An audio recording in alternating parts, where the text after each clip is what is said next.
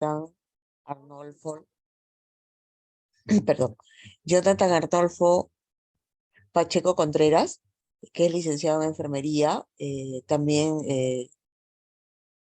licenciado auditor con Nacional de Auditores y especialista en inmunizaciones y cadena de frío, y actualmente se desempeña como coordinador de la misma función de inmunizaciones en la Clínica Pulso Corporación Médica. Jonathan, bienvenido a esta capacitación. Te dejo con tus alumnos para que puedan enriquecerse con tu disertación. Muchas gracias, Bueno. Mauricio. Muchas gracias.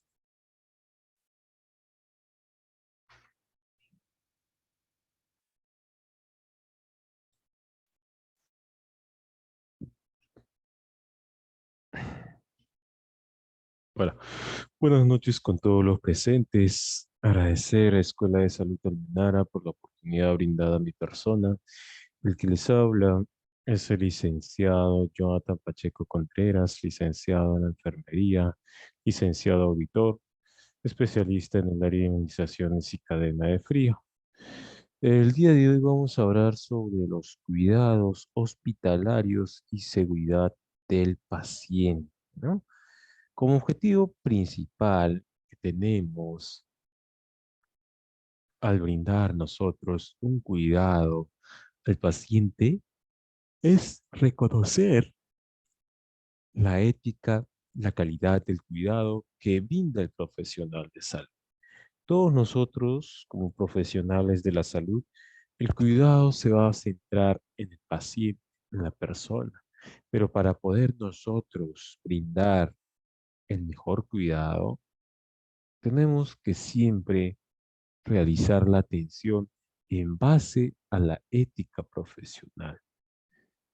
Cuando nosotros tenemos ética profesional o aplicamos la ética, nosotros vamos a poder brindar una mejor calidad de atención al paciente. ¿Ya?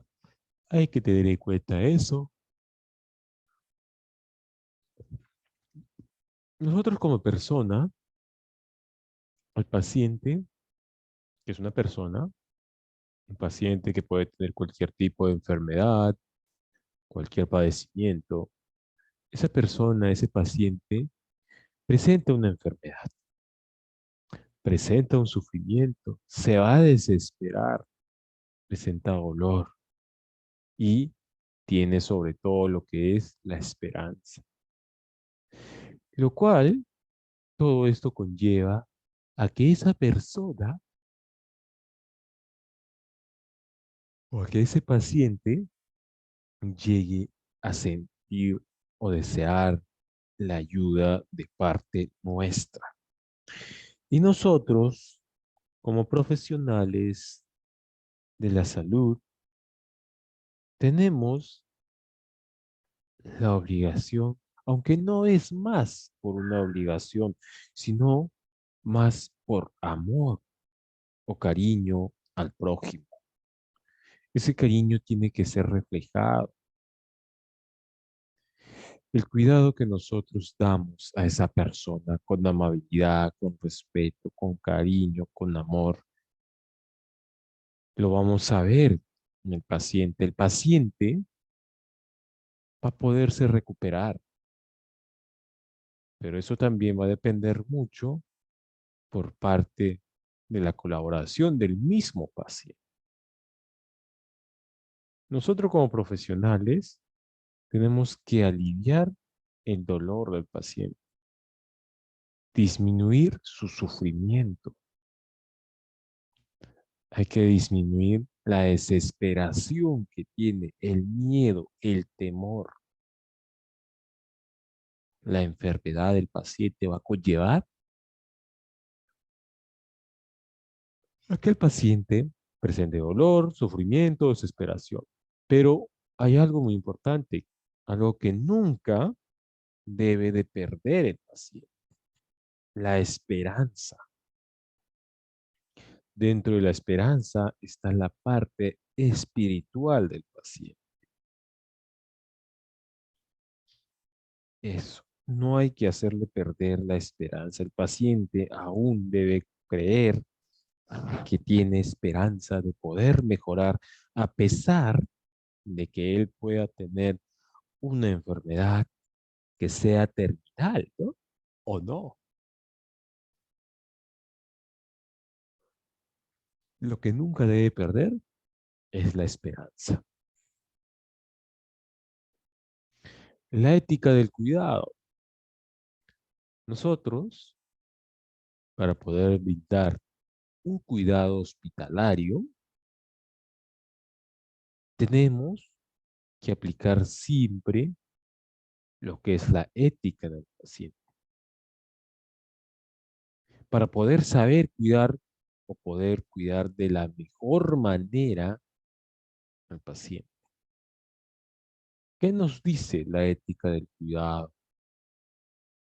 Es el sentimiento adecuado a la dignidad humana, es el cuidado, todo valioso, lo bello, lo bueno, merece una actitud atenta, respetuosa, que no se contenta con no dañar, sino que quiere promover su existencia. La dignidad de las personas merece ese cuidado.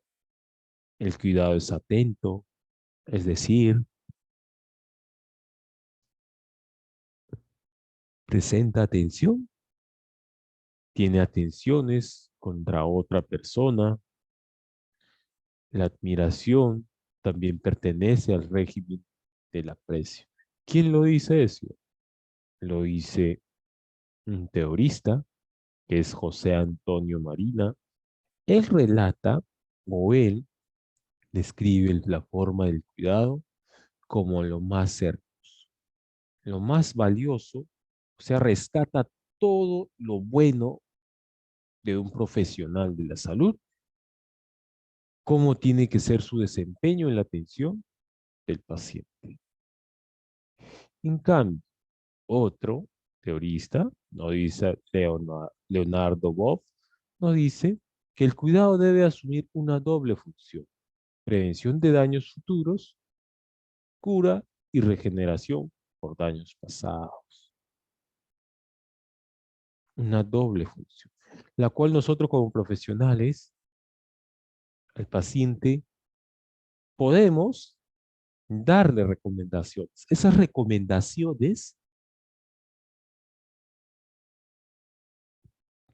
recomendaciones le van a ayudar a prevenir unas próximas complicaciones que se pueden presentar a futuro, a pesar de que el paciente se haya recuperado, ¿no? Eso. Para hacerlo todo esto, nos dice que hay que saber cuidar. ¿Y qué nos dice el saber cuidar? Nos hace renunciar a la idea de caridad o lástima por el ser cuidado, para llevarnos a la conciencia ética de un deber recíproco. El saber cuidar no hace conscientes de lo que ocurre a los seres humanos que viven fuera de nuestro entorno más cercano. El sentimiento de cuidado se extiende más allá del ambiente familiar para abarcar lo público y lo privado. ¿Qué tratamos de decir con esto? Esto se nos trata de explicar que va a ir más allá de nuestro entorno familiar.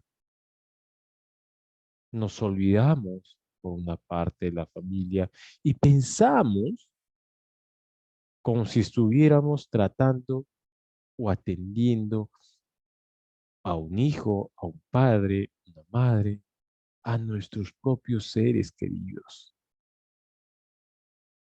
Eso es el saber cuidar. La ética del cuidado, el cuidado hospitalario también se centra en lo que es la ética profesional. Todo el cuidado que nosotros brindamos al paciente se va a centrar en la ética, dentro de los cuales vamos a tener que cubrir las necesidades que el paciente puede tener o presentar. Necesidades de alimentación, alimentación, nutrición, eliminación, necesidad de recibir algún tipo de tratamiento, movilización, ¿no? Todo eso son las necesidades que el paciente necesita, Pero para poder cubrir todas esas necesidades, tenemos que nosotros aplicar como es o como debe de ser la ética profesional para poder garantizar una, un cuidado de calidad. Tenemos lo que es el autocuidado, que nos dice que está unido al desarrollo de nuestra necesidad de autonomía y responsabilidad. Es la expresión de nuestra madurez mental y emocional. Cuidar el cuerpo, mi lugar donde puedo ser y habitar. Cuidar la salud mental y emocional. Educación emocional, ideas y emociones sanas para viajar con equipaje ligero, cuidar mi dignidad humana, no aceptado la satisfacción de mis necesidades a cualquier precio. La educación que nosotros recibimos durante la formación profesional de los 5 años de preparación universitaria que tenemos, ahí en esos años nosotros hemos realizado distintas prácticas preprofesionales, muy aparte de internados clínicos que realizamos, ¿no? Y en todo momento, durante esos 5 años, siempre nos han hablado de lo que es la ética profesional. El amor, el cuidado hacia el prójimo. El autocuidado que nos dice que debemos nosotros velar la buena salud mental y emocional del paciente. Pero en el autocuidado se va a expresar lo que es nuestra madurez mental y emocional. Pero no es solo nuestra madurez, sino la madurez mental y emocional del paciente. Nosotros, ¿cómo tratamos al paciente? Con educación, con dignidad y en todo momento, nosotros vamos a satisfacer las necesidades del paciente. Y aunque ustedes no lo crean, dentro de sus necesidades de satisfacción está nuestra necesidad como profesionales. ¿Y cuál es nuestra necesidad laboral? Si nosotros somos profesionales de la salud, nuestra necesidad es trabajar, brindar el cuidado al paciente. Esa es nuestra necesidad. Cubrimos nuestra necesidad brindando una mejor calidad de atención al paciente, que a su vez cubrimos sus necesidades del paciente, las satisfacemos. El cuidado de los otros es establecer vínculos, construir relaciones basadas en la confianza y el respeto, comprometernos con valor a defender la dignidad humana, saber crear redes de apoyo social y profesional, pertenecer a grupos de voluntariado que nos permitan compartir conocimientos, experiencias.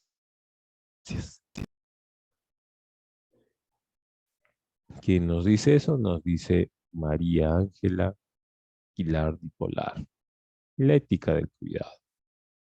Ella nos habla principalmente sobre el cuidado a los otros. ¿Y quiénes son esos otros? Los pacientes, que nosotros siempre vamos a tener que defender la dignidad humana del paciente, tratarlo con respeto, ganarnos la confianza para poder así cubrir todas sus necesidades.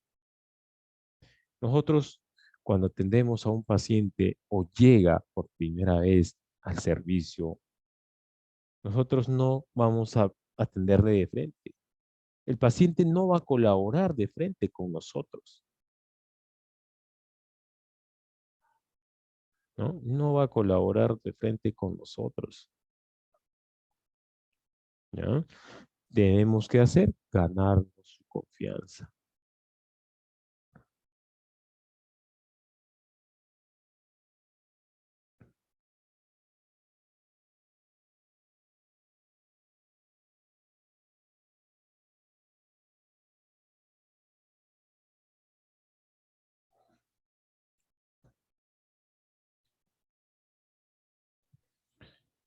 ¿Qué más nos dice la ética del cuidado?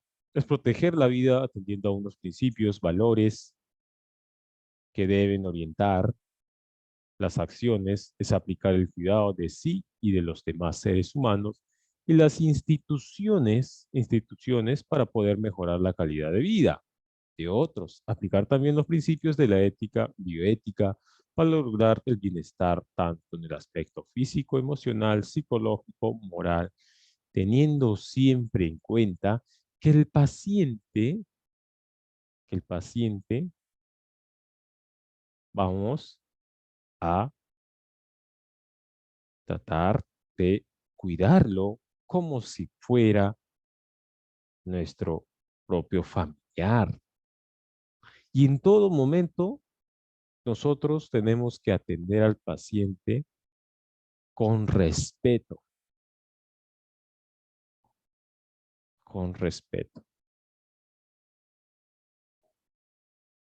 tanto al paciente como hacia las otras personas o a otros pacientes. ¿Sí? Nosotros vamos a estar en contacto con muchos pacientes, vamos a estar en contacto con diferentes tipos de profesionales, licenciados, técnicos, médicos, personal de limpieza, ¿no? Con todos ellos. Y también con todos ellos debemos aplicar siempre lo que es el respeto, la educación, e incluido los pacientes. ¿Qué nos dice? Poder prevenir y controlar los riesgos de autodestrucción de la especie humana y aprovechar la oportunidad para crear el proceso de autopercepción de especie requiere de la definición de un nuevo orden ético. La ética del cuidado es cuidar con amor, respeto, todo lo que se nos brinda, incluyendo el medio ambiente natural, como sustento de la vida en el planeta.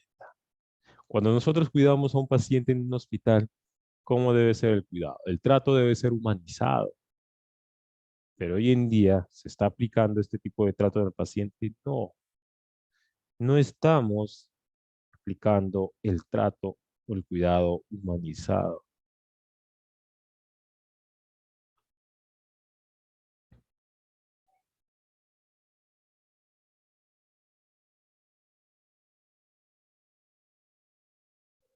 Debe ser el trato humanizado, ¿ya?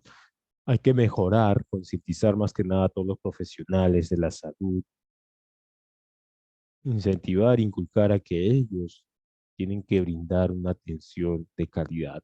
Pero no se está aplicando esto. Estamos atendiendo al paciente por atender. ¿Y qué estamos generando en el paciente? Que nos traten mal, como también estamos generando el temor, el rechazo hacia nosotros.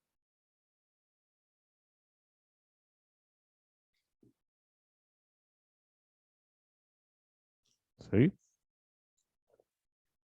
Valores relacionados a la ética del cuidado hospitalario,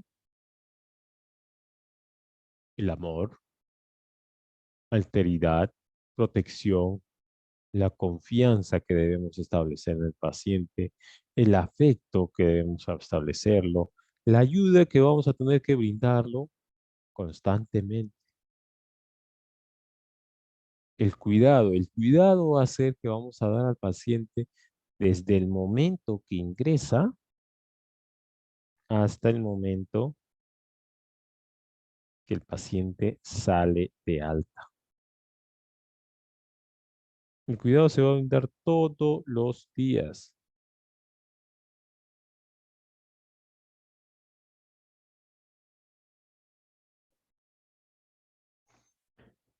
La generosidad, el compromiso que nosotros tenemos. El compromiso va a estar basado con el paciente. Cuando nosotros atendemos a un paciente, nos comprometemos con ese paciente. Yo como profesional me voy a comprometer a administrar su tratamiento todos los días. La devoción, la dedicación que ponemos en atender a un paciente. Hay que tener compasión, equidad, igualdad para todos. Todos tienen que ser tratados por igual, hombres y mujeres, niños y niñas, porque todos los pacientes merecen respeto, trato por igualdad, sin discriminación, el equilibrio, la bondad, la responsabilidad que debemos de tener. La esencia de enfermería es el cuidado y debe caracterizarse por su calidad. Pero ¿qué calidad? La calidad que nosotros le brindamos al paciente.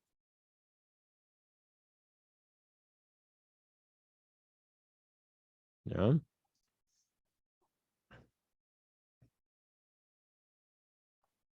Calidad de los servicios de enfermería. La calidad de los servicios de enfermería está centrada en 4 puntos que van a estar centrados principalmente en el paciente. Pero dentro de esta calidad de los servicios que establecemos, ofrecemos, depende cómo va a ser el cuidado del paciente. Va a ser la calidad, por ejemplo, nos dice acá, se concibe como la atención oportuna, personalizada, humanizada y continua y eficiente. Se está centrando en el cuidado que nosotros vamos a brindar al paciente, que tiene que ser el cuidado humanizado, que tiene que ser continua todos los días, constantemente y eficiente. Un buen trabajo, una buena atención que nosotros tenemos que brindar a la persona, al paciente. ¿Y quién lo brinda? El personal de salud lo va a brindar al paciente. Pero siempre aplicando todo lo que son los protocolos, las buenas prácticas, teniendo en cuenta la competencia, lo responsable que somos, los competentes que somos. Y de ahí obtenemos un propósito. ¿Y cuál va a ser nuestro propósito realizando todo esto? Satisfacer la necesidad del usuario.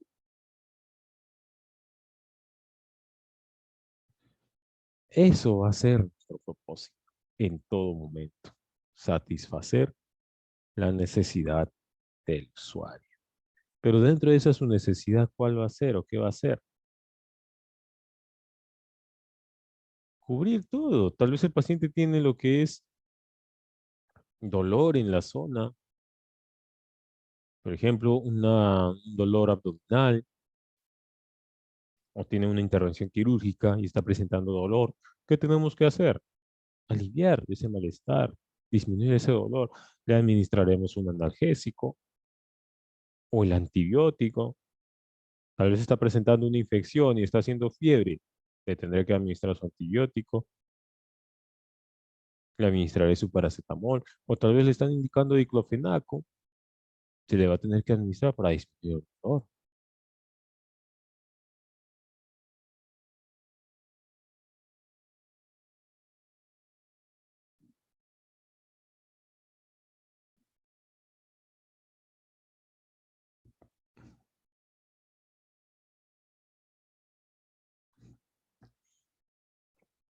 Cuidado humanizado.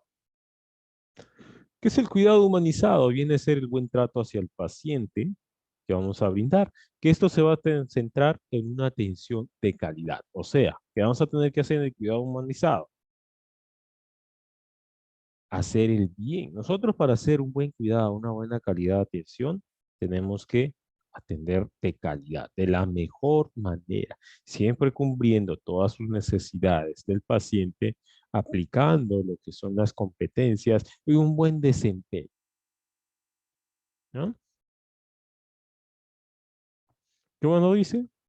El cuidado humanizado, basado en valores, enfocado al mundo sanitario para promover y proteger la salud, curar la enfermedad y garantizar el ambiente que favorezca una vida sana y armoniosa en los ámbitos físicos, emotivos, social y espiritual. Siempre aplicar lo que es una buena calidad de atención, que esa calidad de atención tiene que ser from- basado en proteger la salud del paciente. En eso debe estar centrado. Tenemos que favorecer que el paciente lleve una vida sana, armoniosa,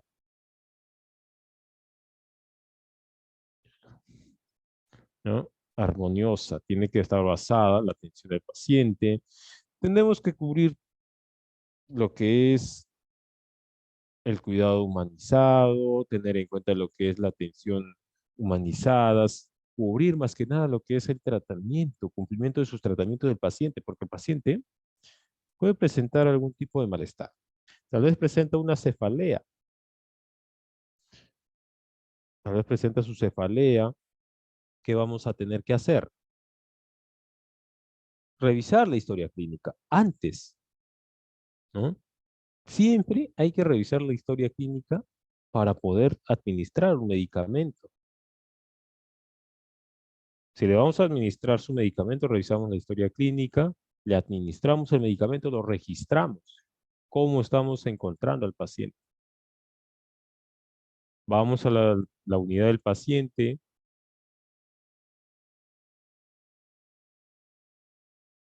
veo, le digo, le pregunto, ¿qué, señor? Buenos días, buenas tardes, ¿qué es lo que tiene?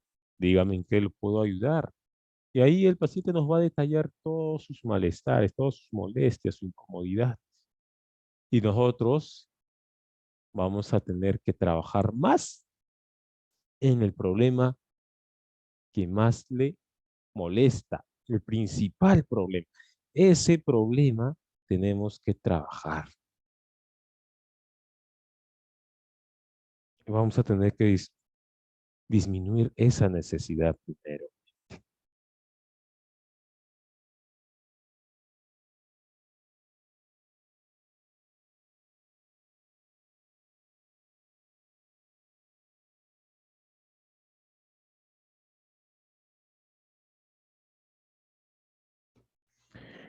El cuidado humanizado se va a centrar en que nosotros tenemos que brindar apoyo con el conocimiento científico. O sea, nosotros debemos saber el por qué lo hacemos, el para qué y el por qué hacemos tal procedimiento. Por más que sea un procedimiento terapéutico, un procedimiento invasivo, debemos saber el para qué y el por qué. Todo lo que nosotros hacemos lo hacemos con un fundamento científico, con un principio científico, ¿sí? Con eso lo hacemos, con ese fin. ¿Qué es un servicio humanizado?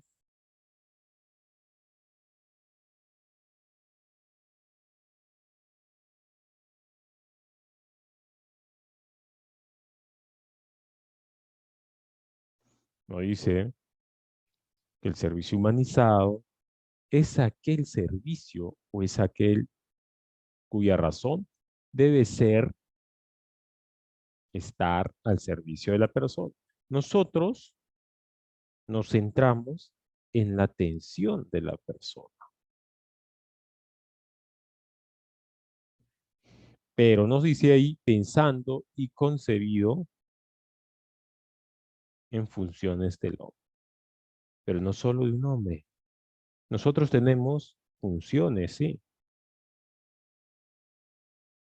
tenemos funciones como seres humanos,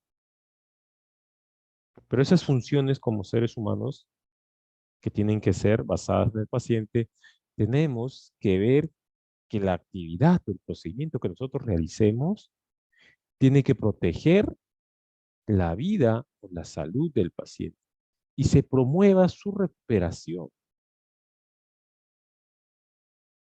Eso es lo que tiene que ser. Y si tenemos malas actitudes, tenemos que corregir esas actitudes.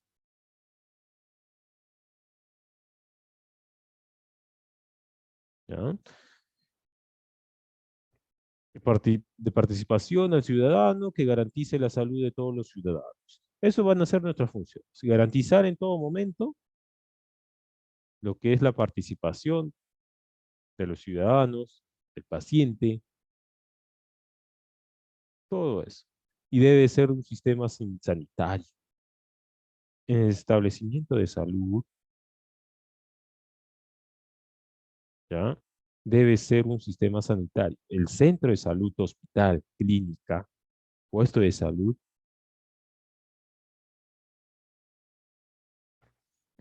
es un sistema integrado. En ese sistema integrado, o el hospital, que va a contar o tiene bastantes profesionales, todos ellos tienen que promover la salud del paciente.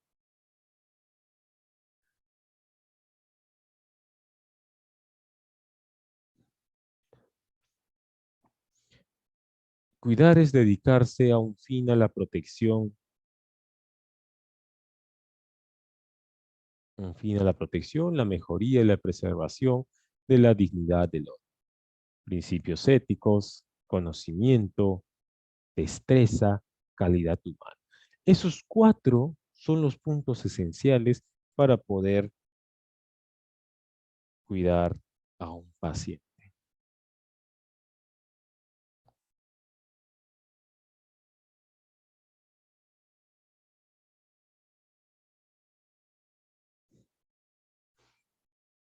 El cuidar es la esencia de la enfermería. Implica el deseo de dar cuidado y de llevar acciones de cuidado con calidad. Cuando nosotros atendemos a un paciente, nuestro deseo implica, o sea, la esencia nuestra como profesionales, durante esos 5 años de atención, nos han formado y nos dijeron, e incluso nos hicieron un juramento profesional. ¿Cuál es nuestro deseo? El cuidar al paciente, el cuidar al prójimo.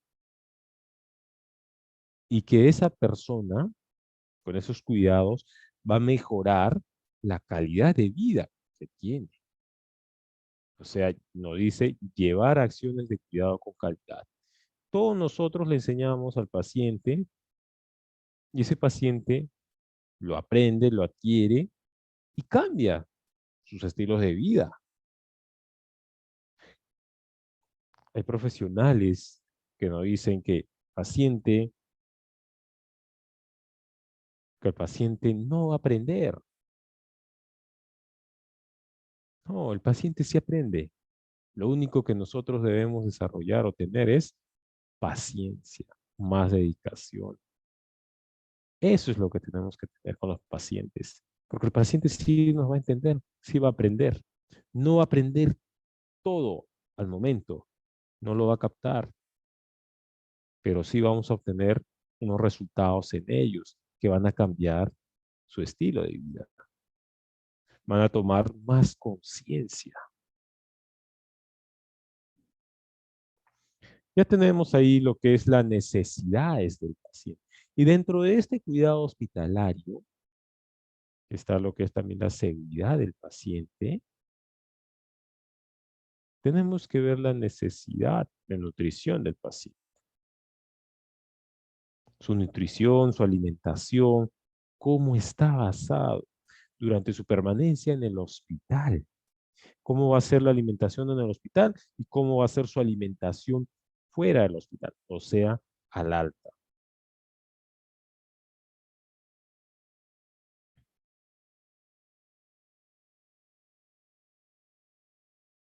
¿No? Eso. El tipo de alimentación que va a recibir el paciente. Por ejemplo, un paciente en un hospital es un paciente hipertenso, ¿qué le van a dar? Una dieta hiposodio, baja en sal. En casa, le vamos a recomendar que el paciente no consuma demasiada ingesta de sal, que consuma alimentos bajos en sal. Le vamos a recomendar que consuma frutas. Le vamos a recomendar que haga actividad física de manera moderada, que consuma sus medicamentos a la hora indicada.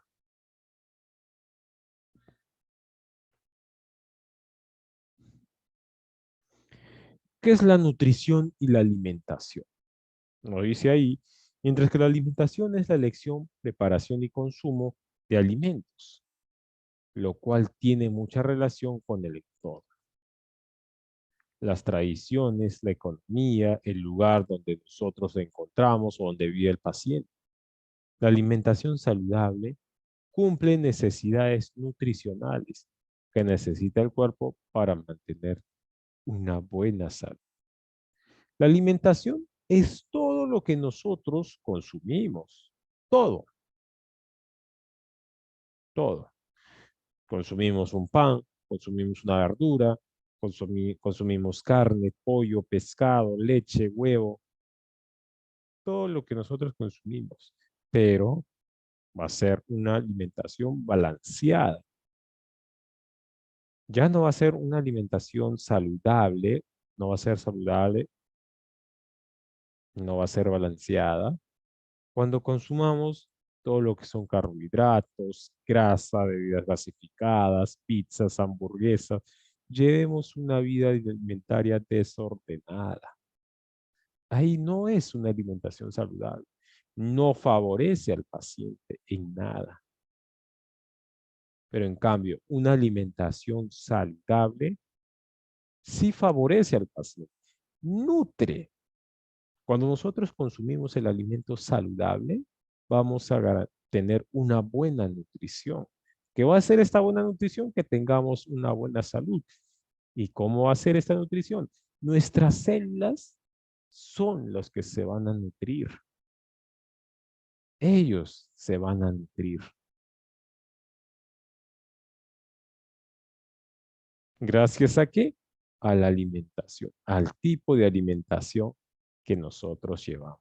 Si yo estoy consumiendo pura grasa, puro pollo, pura harina, puro carbohidratos, mis células se van a nutrir y van a empezar a elevar el peso, nos vamos a volver obesos, vamos a causar más daño a las células, porque todo nuestro organismo son células. Nuestros órganos, nuestro corazón, el cerebro, el pulmón, todos son células. Y nosotros los dañamos al no tener una buena alimentación. Los nutrimos con una mala alimentación. Esa mala alimentación deteriora la salud del paciente. ¿Ya? Eso es lo que hay que tenerlo en cuenta cuando hablamos de nutrición y alimentación. ¿Qué es la nutrición del paciente? En el ambiente hospitalario, la nutrición clínica hace referencia a la gestión del balance de energía del paciente, asegurando que reciba las cantidades suficientes de líquidos y nutrientes, tales como proteínas, lípidos, glucosas, vitaminas y minerales.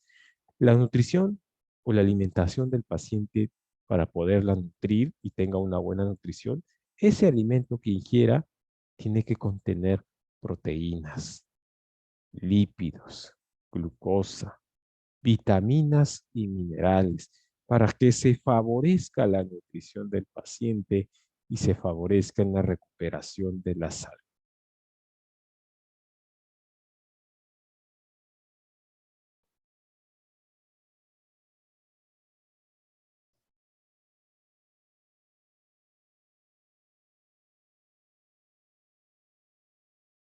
¿Qué es la alimentación del paciente? La enfermería, lo que todos conocemos como servicio de alimentación es el caso del hospital, es un servicio de bromatología con dos principios fundamentales. Aportar los nutrientes necesarios teniendo en cuenta su enfermedad, el estado de reposo de la estancia hospitalaria. Esos son los dos fundamentos principales o los principios fundamentales del paciente. En un hospital, que es el servicio de bromatología, cuenta con estos dos fundamentos. El nutriente que el paciente ingiere, no dice, son nutrientes necesarios teniendo en cuenta su enfermedad. En el hospital al paciente no le van a servir hasta que el paciente se llene como en casa. No le van a servir 2 platos, 3 platos, como en casa él consume así. No le van a servir así. Solo le van a dar los alimentos para que pueda aportar lo suficiente, los nutrientes suficientes. Pero esos nutrientes van a ser según su necesidad. de requerimiento, según la enfermedad. La alimentación o su dieta va a ser según su enfermedad del paciente, ¿no? El estado de reposo de la estancia hospitalaria. En el hospital el paciente está en constante reposo. No es como el paciente está en casa, hace demasiadas actividades y el paciente ahí, en casa, el usuario, pierde peso, no se alimenta bien, se debilita, sus defensas bajan por las diferentes actividades que ellos realizan. Pero en cambio, en un hospital el paciente se relaja, consume una buena alimentación, recibe una buena nutrición de sus células, de acuerdo a su patología, a su enfermedad, reposa el paciente, no realiza ningún tipo de actividad, se recupera su salud del paciente y estado de alta. Vemos mejoría en el paciente, pero el paciente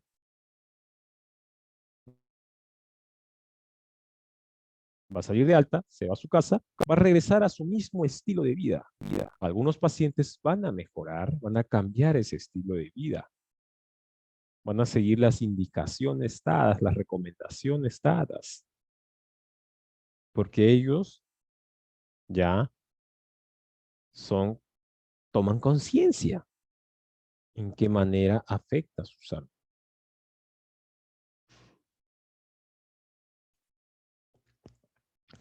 ¿Qué son las necesidades alimentarias y necesidades nutricionales? ¿No? Dicen, son las cantidades de energía y nutrientes esenciales que cada persona requiere para lograr que su organismo se mantenga sano y pueda desarrollar sus variadas y complejas funciones. Las necesidades nutricionales dependen mucho, estas necesidades nutricionales van a depender mucho de la edad del paciente, del sexo del paciente, la actividad física que el paciente realiza y estado fisiológico, como es el embarazo, la lactancia de la persona. Eso es lo que es una alimentación o las necesidades alimentarias y necesidades nutricionales. Van a ser las cantidades de energía y nutrientes que la persona va a necesitar o el paciente va a necesitar para que mantenga su organismo sano.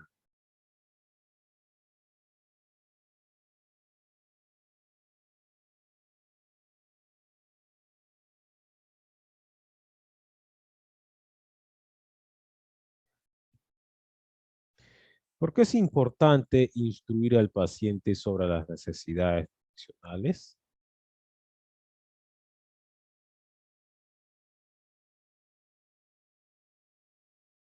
La evaluación del estado nutricional es extremadamente importante para garantizar que todos los pacientes tengan una mejor calidad de vida y disposición para su rutina, así como para evitar los riesgos de enfermedades crónicas y desnutrición.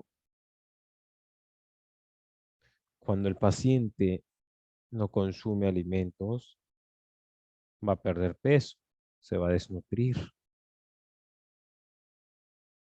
¿no? Eso es lo que pasa con el paciente.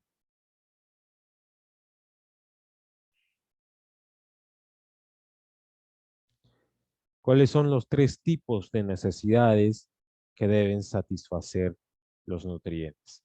Nosotros debemos consumir nuestros alimentos con tres funciones, tres principios. Alimentos que contengan energía, alimentos que sean estructurales para reconstruir, reforzar las células del organismo, funcionales y reguladoras. Con esos fines consumimos nosotros los alimentos.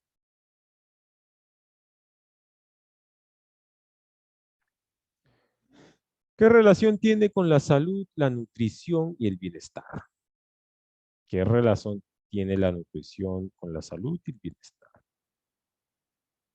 Si nosotros nos nutrimos bien, Acá nos dice, según este concepto, una buena nutrición es una dieta suficiente, equilibrada, combinada con el ejercicio físico regular, es un elemento fundamental de la buena salud.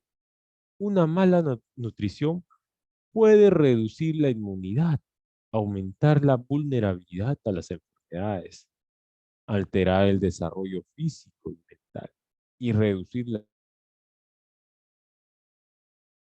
productividad. Si nosotros queremos tener un buen bienestar, o sea, estar sanos, o si el paciente tiene que estar sano, porque todos buscamos, cuando cuidamos a un paciente, el bienestar del paciente, buscamos la recuperación del paciente.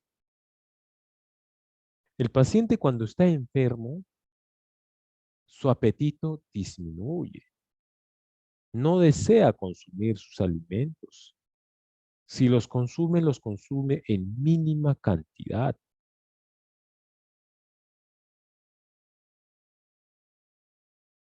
¿no?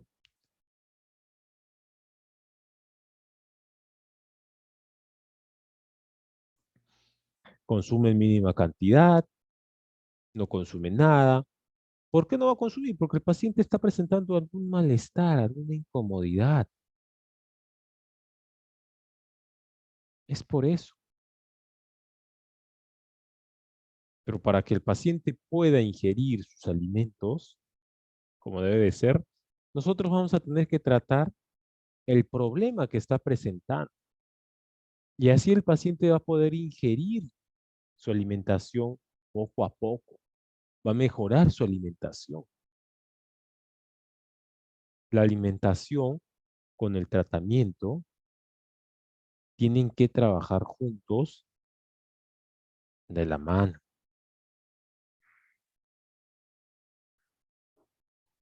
¿Sí? Por eso, si queremos ver que el paciente se recupere, el paciente tiene que consumir sus alimentos y también tenemos que ayudarle con el tratamiento farmacológico para poder disminuir esos problemas que le aqueja al paciente y mejorar su alimentación. Cuando el paciente tiene una buena alimentación, su salud del paciente se recupera, mejora la salud del paciente, mejora su bienestar emocional, psicológico, físico, mental. El paciente, el paciente va a tener el deseo o va a desear ya irse del hospital porque ya se recuperó el paciente. Es por eso. ¿Mm?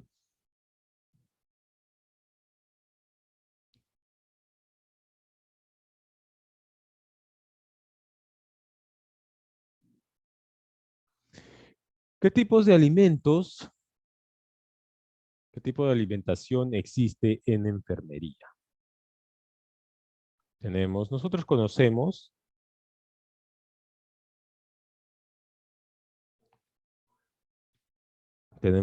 bastantes dietas, ¿ah? Conocemos bastantes.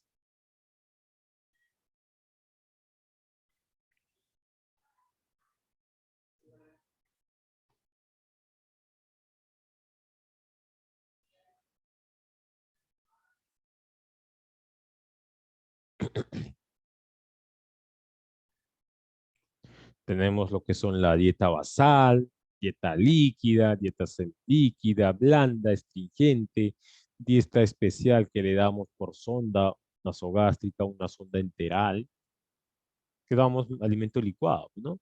Una dieta hipocalórica, una dieta absoluta o ayuno que le damos al paciente, o nada por vía oral. Esas son las dietas que son más utilizadas en los hospitales. ¿Y esto le va a favorecer al paciente? Sí, le va a favorecer porque este tipo de dieta vamos a seleccionarlo de acuerdo a la patología o el malestar que presenta el paciente.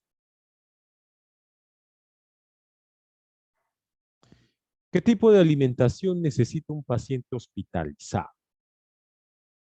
Aquí.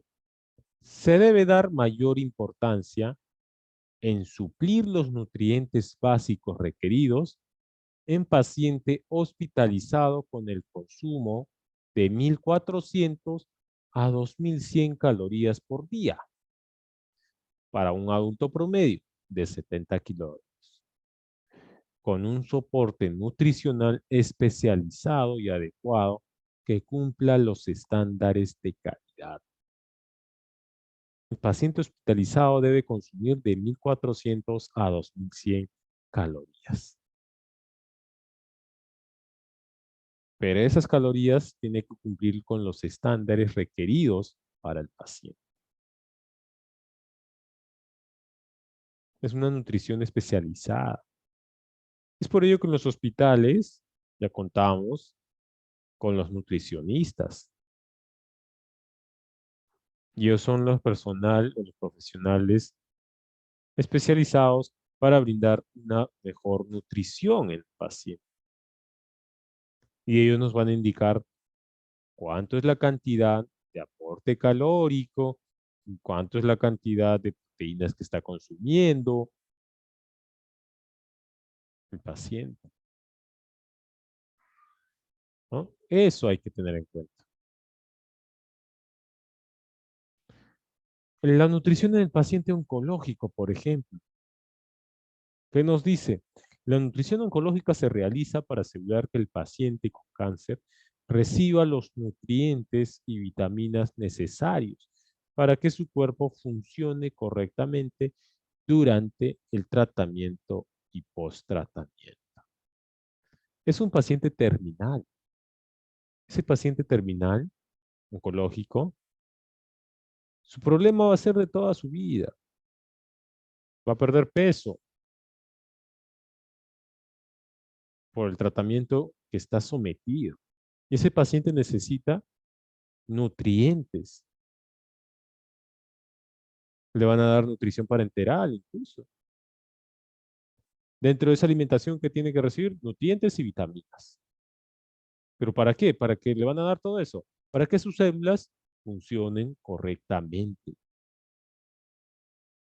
durante su tratamiento que va a recibir.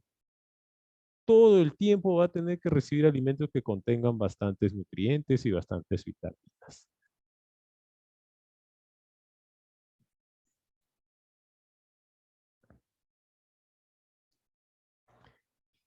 ¿Qué alimentos se les puede dar a un paciente oncológico? Que coma bocadillos pequeños a lo largo del día, tenga a su alcance una variedad de bocadillos ricos en proteínas que sean fáciles de preparar y de comer. Por ejemplo, el yogur, cereal, leche, un emparedado, un plato de sopa sustanciosa, queso, galletas, saladas. Eso son lo que tiene que consumir el paciente. Pero el paciente no lo va a consumir en mayor cantidad. No, dice que tiene que consumir pequeñas proporciones durante el día. Durante el día ese paciente puede consumir 6, 7, 8 veces, pero va a consumir en mínimas proporciones. Que durante esas proporciones, esas cantidades que él consuma, van a cubrir la necesidad nutricional del paciente. Eso es lo que se va a cubrir.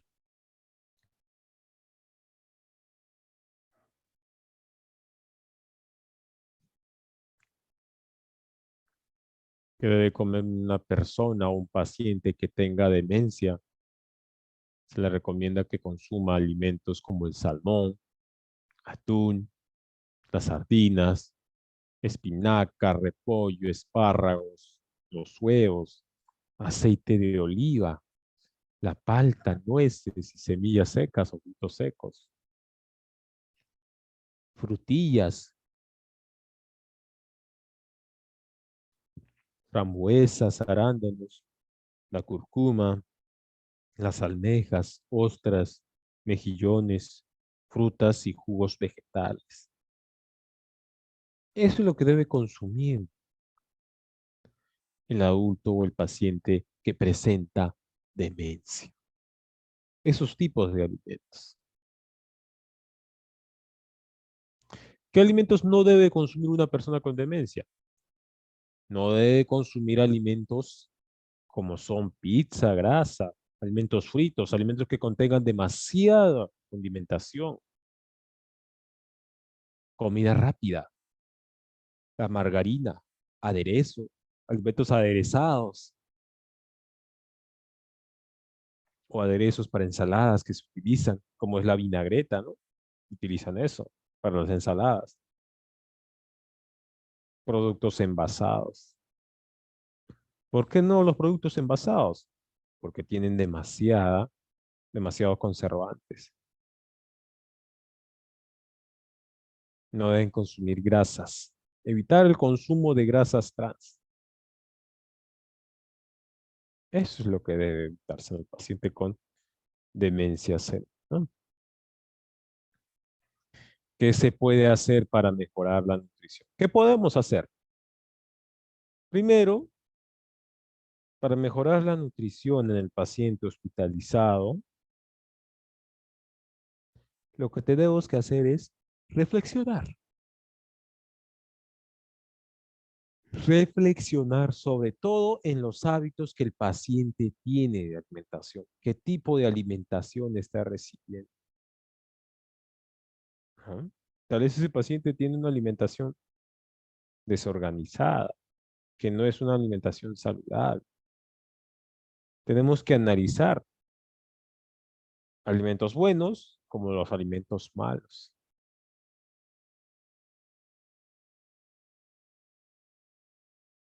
¿Ya? Si el paciente tiene, digamos, vino al hospital porque está presentando problemas del corazón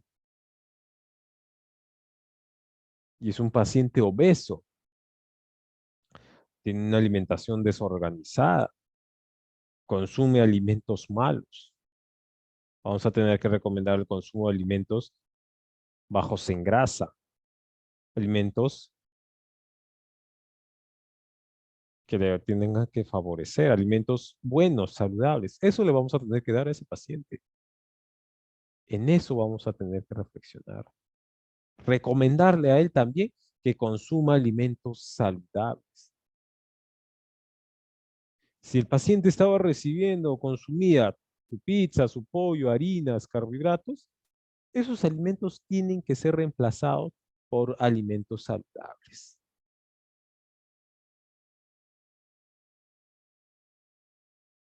Racionar su dieta.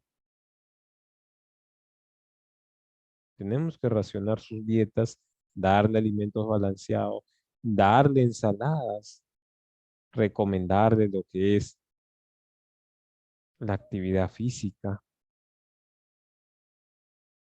Y esos alimentos vamos a tenerlo que reforzar. Eso tenemos que hacer.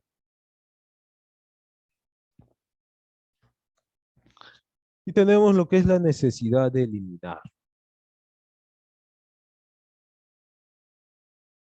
¿Alguna pregunta, alguna duda hasta ahí? Pueden hacer sus preguntas a través del chat, que con gusto voy a responderlas.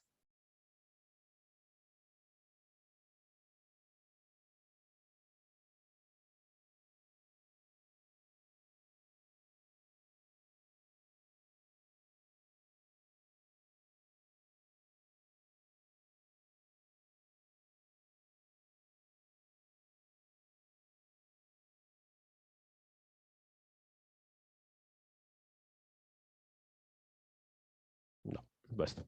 Vamos a continuar. Tenemos la necesidad de eliminar. El paciente, cuando hablamos de necesidad de eliminar, hablamos de la necesidad de eliminar sus necesidades, como es la ambición, la eliminación de sus deposiciones, pero muy aparte hablamos de excreción, ¿ya? Muy aparte hablamos de la excreción. Ayer, cuando yo daba una charla, hablaba sobre lo que es el proceso lácteo.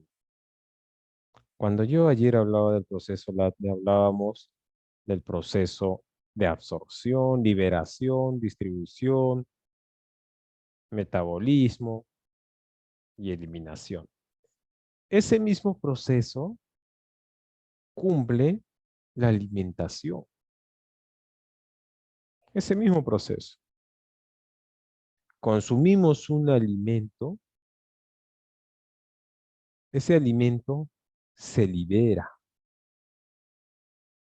El alimento no está recubierto por ningún plástico, ningún compuesto, como son los medicamentos.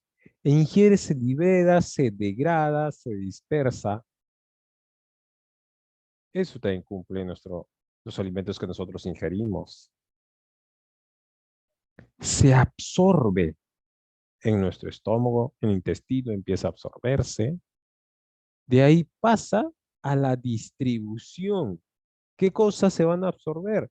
Los nutrientes, proteínas, minerales, lo que hayamos consumido se absorben y eso se distribuye a todo nuestro organismo.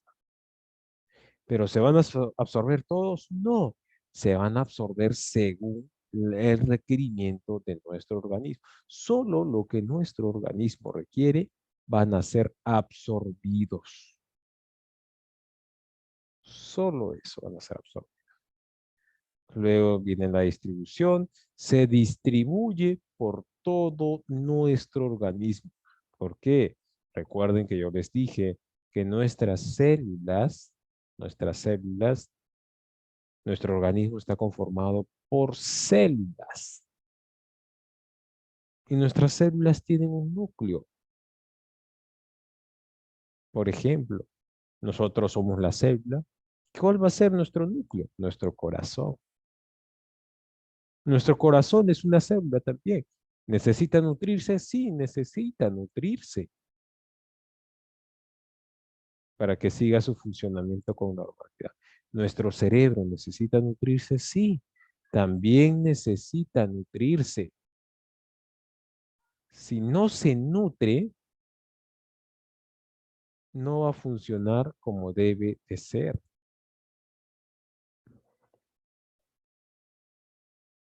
¿no? Luego les dije que también hablamos de la metabolización. Se metaboliza el medicamento, el alimento también se metaboliza y al final pasa por el proceso de excreción. ¿Y qué se excreta? Se van a excretar todo lo que a nuestro organismo ya no le sirva. Y en la alimentación cumple esa función, también la cumple. Hemos consumido, se han absorbido, se ha metabolizado, se ha distribuido, ¿no? Se metabolizó y viene la parte final, la eliminación. Las formas de cómo puede eliminar el paciente son muchas formas. En el caso de los medicamentos, lo puede eliminar por la vía digestiva, la vía urinaria, la vía respiratoria, a través del sudor. Por diferentes formas puede eliminar el paciente,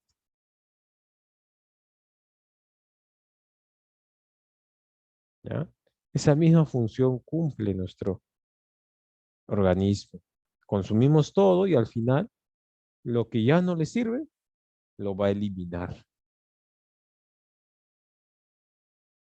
¿Qué tan importante es la necesidad de eliminación intestinal?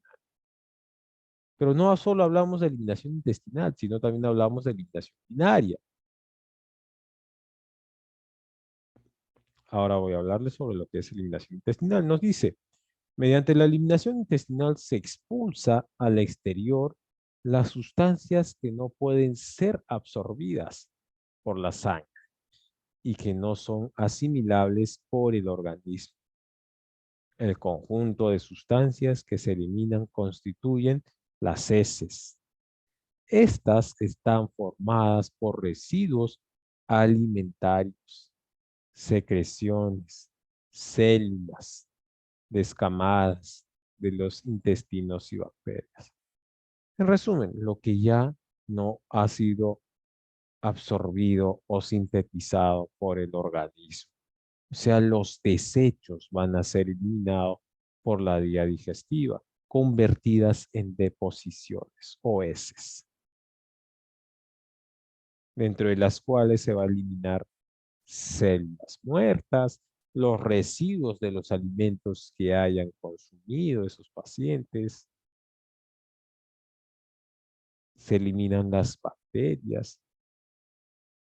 Eso es lo que se va a eliminar a través de la vía digestiva. Y la eliminación de la orina, que tan importante es que el paciente elimine o micción. Muy aparte, en los hospitales, el paciente puede tener lo que es un balance hídrico estricto, por ejemplo. Si el paciente tiene su balance hídrico estricto, vamos a tener que monitorizar cada 6 horas, cada 2 horas, preguntar cuánto de líquido ha consumido, si ha hecho deposiciones o no ha hecho deposiciones, si ha miccionado o no ha miccionado. Eso vamos a tener que realizar el control. Porque ese balance hídrico también influye en la recuperación del paciente.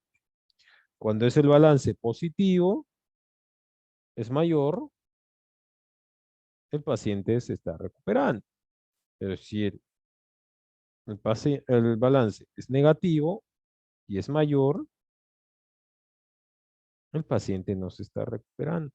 O sea, el ingreso tiene que tener más que el egreso.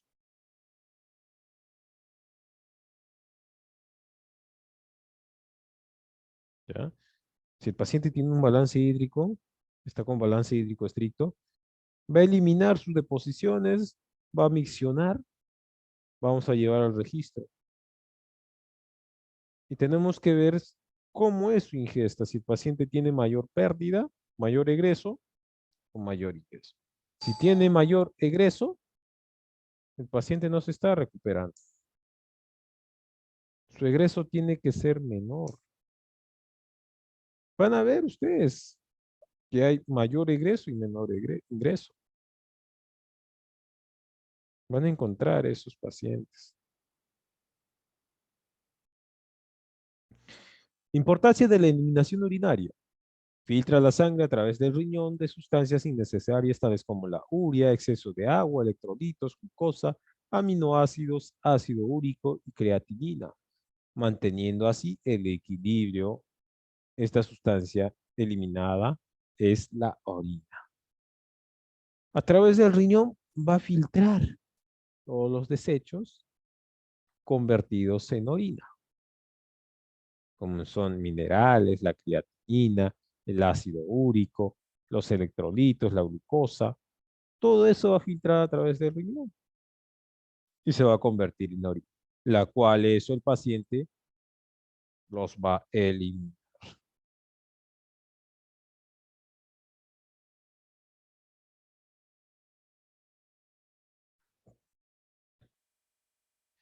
Importancia de la expiración. A través de la expiración, también el paciente elimina. ¿Pero qué va a eliminar? Elimina el dióxido de carbono. Nuestro sistema respiratorio cumple dos funciones: inspiración y expiración. Al momento de la inspiración, ingresa oxígeno y al momento de expirar, eliminamos dióxido de carbono. Pero no solo vamos a eliminar lo que es dióxido de carbono, sino también eliminamos agua, vapor de agua. No lo vemos, pero ustedes, ¿cómo pueden verle ese vapor de agua? Fácil. Ustedes tal vez han visto que están expirando y al momento de expirar eliminan un humo blanco, un vapor blanco.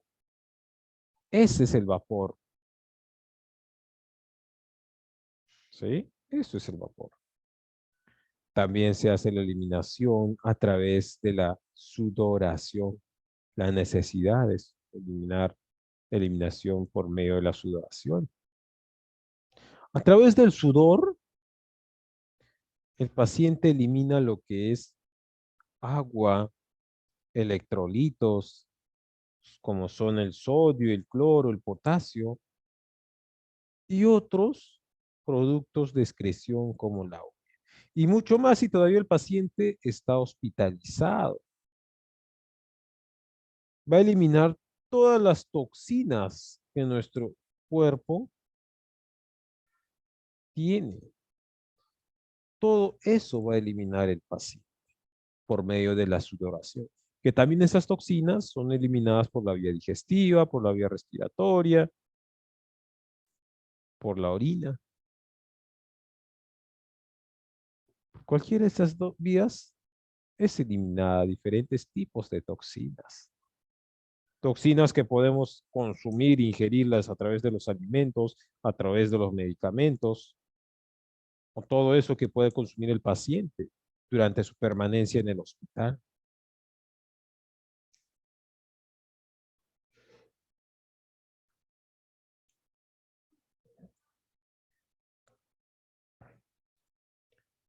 En el caso de las damas, proceso de menstruación.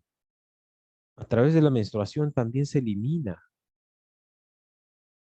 ¿Qué nos dice? Es el cese brusco de los niveles de sangre de hormonas, de dos hormonas femeninas como son la progesterona y los estrógenos, que se están produciendo durante todo el ciclo femenino, origina una descamación del endometrio, capa interna mucosa del útero, que provoca la aparición de la sangre para eliminarla al exterior.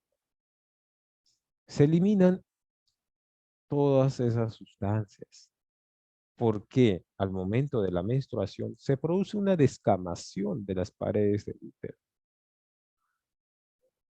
y eso se está eliminando, que elimina también toxinas, ¿verdad?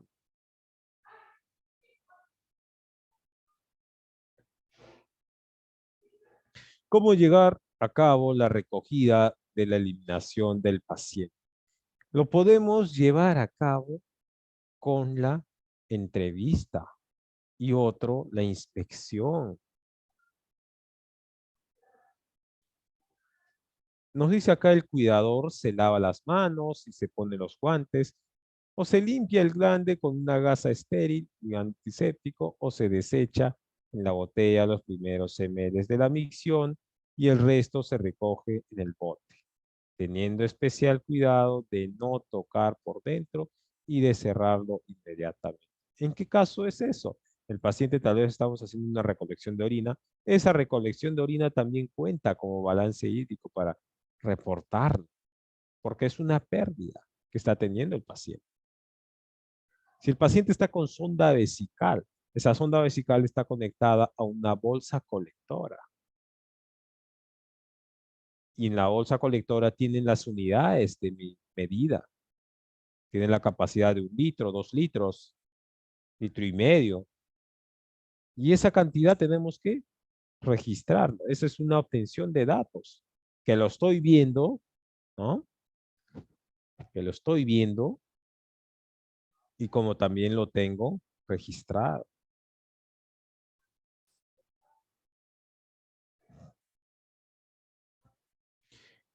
Hablamos de la termorregulación, de la necesidad de mantener regulada la temperatura.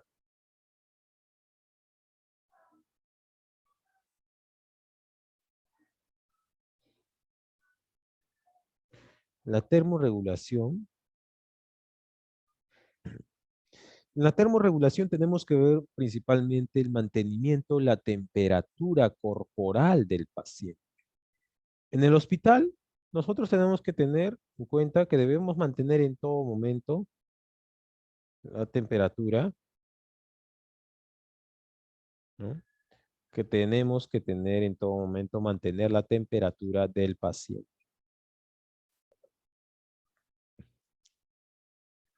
¿Ya? Tenemos que mantener su temperatura estable. El paciente puede sudar al elevarse su temperatura, puede sudar al disminuir su temperatura, pierde calor. Pero en todo momento nosotros debemos de mantener su temperatura corporal estable. Pero ¿quién va a ser el responsable? ¿Qué nos dice la termorregulación en la enfermería? ¿Cómo debe ser? La termorregulación es una función fisiológica que consiste en la habilidad de mantener un equilibrio entre la producción y la pérdida de calor para mantener la temperatura en un rango normal. El paciente pierde calor como también aumenta el calor. Pero nosotros no debemos hacerle de perder ni hacer que se eleve su temperatura. Debemos mantener su temperatura corporal entre el valor normal. Eso es la termorregulación. Mantener la temperatura regularizada, estable. ¿Qué es la termorregulación y cómo funciona? No dice ahí, la termorregulación es el proceso que el cuerpo, que nuestro organismo tiene para mantener la temperatura corporal estable dentro del valor normal. O sea, ¿qué nos dice? Que el organismo va a detectar siempre cualquier anomalía que haya para que se pueda elevar la temperatura. Nosotros hacemos fiebre o se eleva la temperatura por un proceso viral, bacteriano o por una infección. Que eso va a afectar al organismo, ya que nuestro organismo detecta cambios de temperatura. Pero ¿a qué va a detectar cambios de temperatura? Gracias a las terminaciones nerviosas del cerebro. Pero en nuestro organismo encontramos terminaciones nerviosas. Esas terminaciones nerviosas envían señales al cerebro, ¿ya? Y en o sea, en las terminaciones nerviosas que tenemos en nuestros cuerpos, que esas terminaciones nerviosas son terminaciones receptoras, que esas terminaciones receptoras recepcionan como una llamada e envían la señal inmediatamente o comunican inmediatamente al cerebro para que el cerebro produzca la temperatura en el cuerpo, la altere. Eso es lo que pasa. Pero ¿quién va a ser encargado de alterar o controlar la temperatura en el cuerpo? El que regula la temperatura en el cuerpo es el hipotálamo, que es el encargado principal de regular la temperatura corporal en el organismo del paciente, sea que esté hospitalizado o no. Y este hipotálamo lo encontramos en el cerebro, es una región del cerebro. ¿Ya?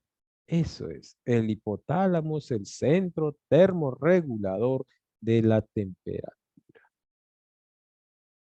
El cerebro va a enviar su señal al hipotálamo, se comunica y le dice, ¿sabes qué? Está habiendo una infección porque el paciente en mi cuerpo tiene una herida operatoria y está infectándose. Necesito que reacciones de esta manera para que ellos actúen. ¿Quiénes van a actuar? El paciente va a actuar. ¿Y qué va a hacer el hipotálamo? Alterarse. Se eleva la temperatura. Eso es lo que va a hacer. Necesidad de movilización y transporte del paciente. Nosotros, como profesionales de la salud, cubrimos la necesidad de que el paciente tenga que movilizarse, las cuales el paciente se realiza movimientos, como también nosotros transportamos al paciente. ¿Sí? ¿Qué nos dice la movilización del paciente? La movilización de los pacientes comprende desde las técnicas para colocar y mover a los pacientes correctamente en la cama, como aquellos movimientos que se realizan en la habitación o el transporte del paciente a otra unidad o a otros lugares, como pueden transportar también ustedes a los servicios urinarios, pueden transportarlos, pero siempre van a ser haciendo uso de las camillas, de la silla de ruedas o por su propia voluntad del paciente. Y al realizar ese medio de transporte, ustedes están realizando movimientos con el paciente. Y esa movilización le facilita al organismo. ¿Por qué es tan importante que el paciente se mueva? ¿O para qué es importante? El objetivo nos dice movilizar a los pacientes que requieran ayuda total o parcial. Esto va a disminuir el riesgo de deformidades y de caídas, favorecer la comodidad del paciente y evitar lesiones en el profesional. Con la movilización mejoramos la circulación de la sangre en pacientes encamados, postrados, porque esa circulación de sangre, esa sangre acumulada, donde hay más que nada prominencias óseas, ahí va a haber concentración de la sangre, porque no está habiendo movimiento por parte del paciente, no están cambiando las posiciones. ¿Y qué se va a presentar? Las úlceras, las escaras y úlceras por presión, las UPPs. Eso es lo que se va a presentar en el paciente.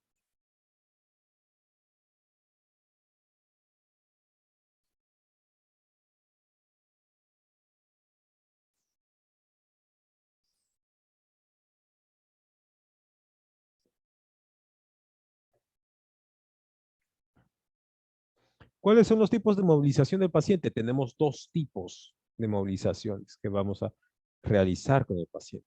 Tenemos lo que son movilizaciones activas y pasivas. Las activas son realizadas por el mismo paciente, pero van a ser realizadas bajo supervisión del profesional de la salud. Y las movilizaciones pasivas son las que son realizadas por el mismo profesional de la salud. ¿Por qué pasiva? Suavemente. Las activas las realiza el paciente solo, sin ayuda del profesional, pero supervisada por el profesional. ¿No? ¿Qué consideraciones debemos tener en cuenta para la movilización del paciente o para transportar al paciente? Debemos que tener en cuenta el peso del paciente, la autonomía de la persona movilizada.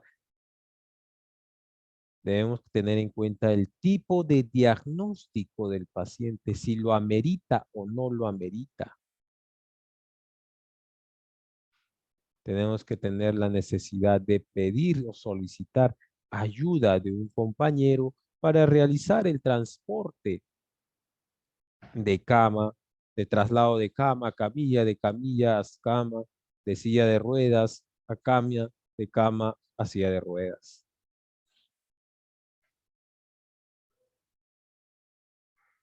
Disponibilidad de espacio y material necesario. Eso vamos a utilizarlo más que nada en el transporte del paciente, ¿no? Cumplimiento.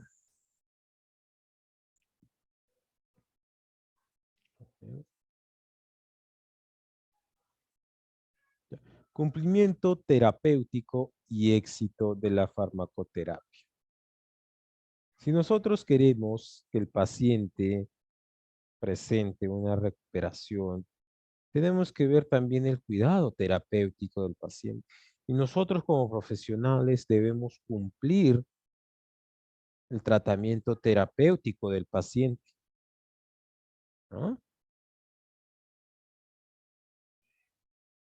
Tenemos que siempre tener en cuenta las vías de administración.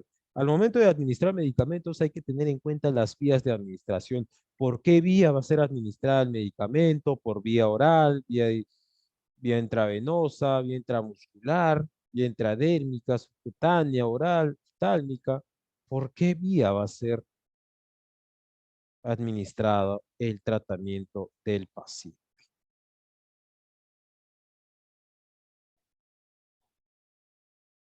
Hay que tener en cuenta siempre también que debemos en todo momento aplicar lo que es la bioseguridad. El paciente que va a recibir medicamento tiene que recibir un tratamiento terapéutico de calidad. ¿De qué consta? Que nosotros apliquemos los 5 correctos. Medicamento correcto, paciente correcto, hora correcta, dosis correcta, vía correcta. Esos 5 correctos se deben de cumplir en el paciente. Siempre teniendo en cuenta la hora terapéutica o el registro terapéutico, como es el CARDEX. Para tal paciente, tal medicamento, tal hora, tal dosis, vía tal, por tal vía. Eso es lo que tenemos que tener en cuenta. Preguntar en todo momento si el paciente es alérgico a algún medicamento.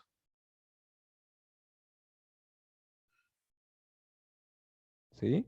Y una vez administrada todos estos medicamentos, ¿qué tenemos que hacer? Observar al paciente. En todo momento hay que observar al paciente. Eso es lo que es el cuidado. Tenemos que garantizar seguridad al paciente.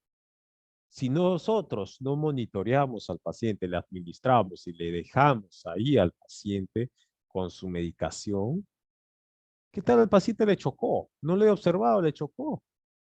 No he aplicado seguridad en el paciente. No le administró un medicamento seguro. Tal vez me he equivocado de medicamento. Tal vez le ha chocado. El paciente era alérgico a ese medicamento. ¿No? También hay que tener cuenta lo que es en seguridad a los pacientes que administramos. Como que, por ejemplo, a los adultos mayores. Ellos hay que tener mucho cuidado. Administración enteral. Que en la administración enteral vamos a encontrar que es la administración por vía oral, vía sublingual, vía rectal, que por la vía rectal vamos a insertar, por ejemplo, enemas evacuantes. ¿Con qué fines de enema vamos a aplicar? Podemos emplear enema evacuante, enema terapéutico. Podemos administrar medicamentos por la sonda nasogástrica o por una gastroscomía. ¿Sí? Hay que tener en cuenta, y en todo momento, cuando nosotros administremos medicamento por cualquier vía, hay que aplicar la bioseguridad en todo momento. Desde el momento que entramos en contacto con el paciente, apliquemos bioseguridad, garanticemos la seguridad del paciente. Al momento, por ejemplo, de trasladar de una cama a la silla de ruedas, verifiquemos que el equipo, la silla de ruedas, esté segura, esté trabada, para que esa silla de ruedas no se mueva al momento de pasar el paciente.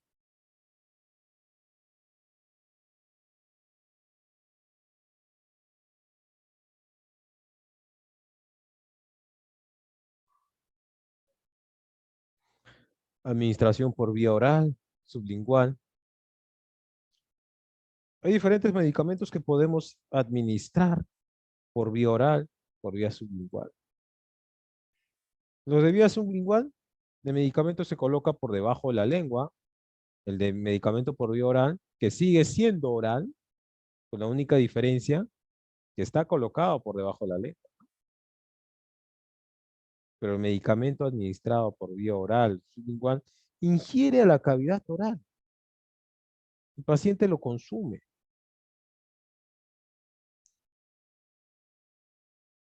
La administración tópica, por ejemplo, que no significa que la administración tópica se va a colocar en tópico de enfermería, ¿verdad? No significa eso. La administración tópica es cuando nosotros administramos medicamentos al paciente, digamos, en la piel, administramos medicamentos en el oído, en el ojo del paciente. Esos son vías tópicas. o por la vía inhalatoria, por ejemplo, a través de la administración de inhaladores. Esas son la administración tópica que va a recibir el paciente.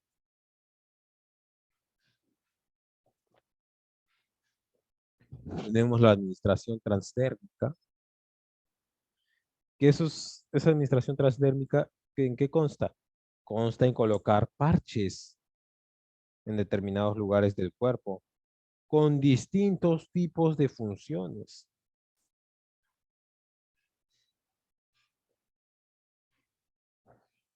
La administración oftálmica, que nos dice que la vía oftálmica se empleará para tratar trastornos o lesiones que se van a presentar en el ojo del paciente, como van a ser, por ejemplo, que el paciente pueda presentar una sequedad, infecciones, puede presentar un glaucoma, dilatación pupilar, ¿no? Eso es. Son los fármacos que vamos a administrarle directamente al ojo.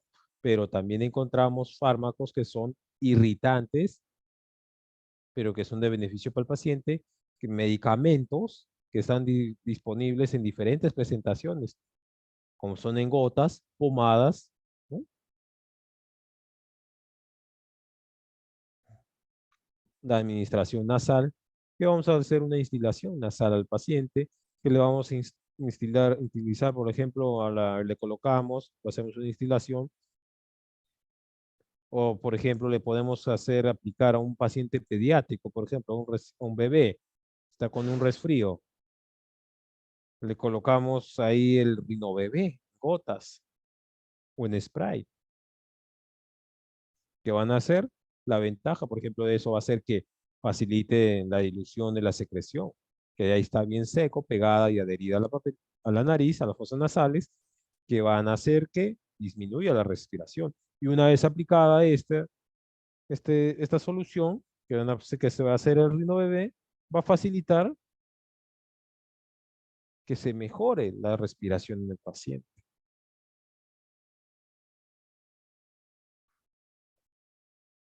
Tenemos lo que es la administración vaginal en los pacientes, por ejemplo, en las damas, que pueden recibir tratamiento, la administración de óvulos, geles, espumas que se pueden aplicar con el fin de tratar algún tipo de infección.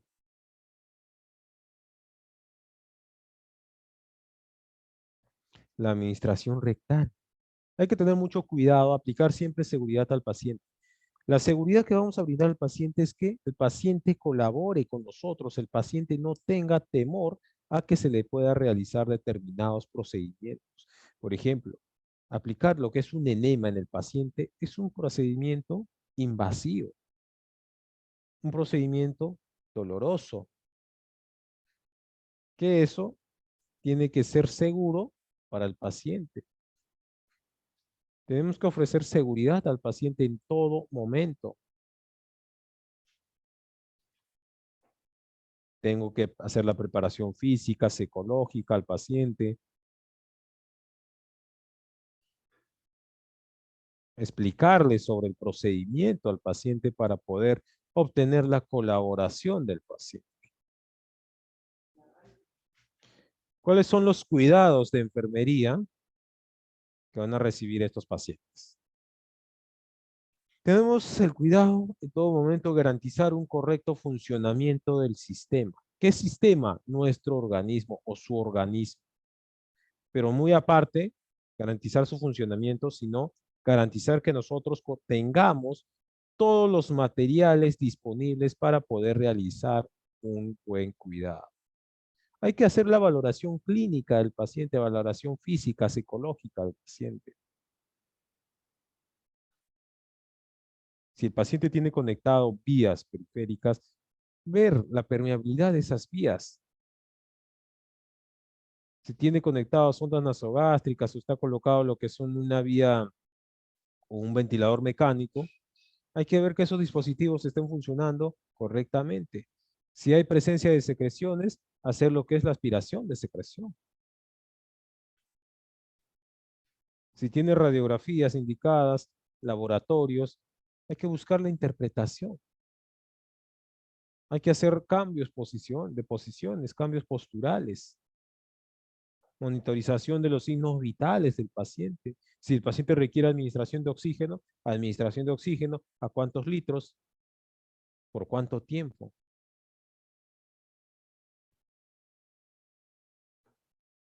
Aplicar en todo momento en la administración del paciente sus medicamentos. Hay que aplicar los 5 correctos, lo que les decía. Paciente correcto, medicamento correcto, dosis correcta, vía de administración correcta, momento de administración correcto. Cuando apliquemos estos 5 correctos, nosotros vamos a garantizar la seguridad del paciente y garantizar un buen tratamiento.